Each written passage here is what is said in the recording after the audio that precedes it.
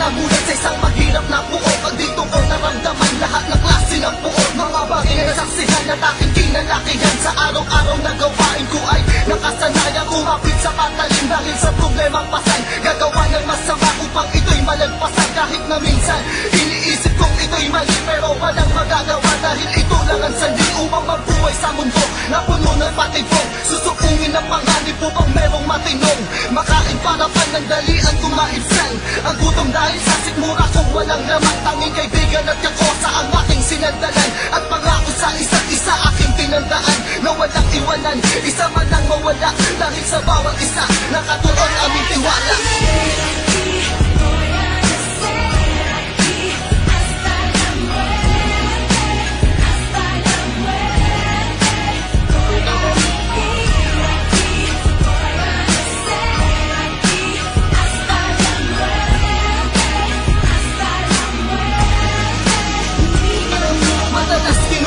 Inaapi ng mataas, kaya binagsagan kami na kalaban daw ng batas. Makita nyo man ang kasamaan sa anyo namin panglabas, pero sa amin sa loob yung sumisigaw na ng wakas. Ang mabuhay na simple magkakasama't masaya, binubuo bawat pangarap sa manskin na iskinita. At nangarap na magbago sa sandaling tahimik, nakaupo sa gilid at ako'y nagmamasid. Iniisip ko paano ko ba dapat itatama at ipakita na mali ang kanilang akala. Sa dalas na pagkabasa, iskinitang madilim, dito ko pinasiyang lahat ng dapat kong gawin, kung saan dapat maingat ako sa bawat takbang. At ang liwanag iniisip ko ay nandiyan lang, na makikita balang araw at aking madadagdag. Lahat ng aking pangarap ay aking di makakanggan.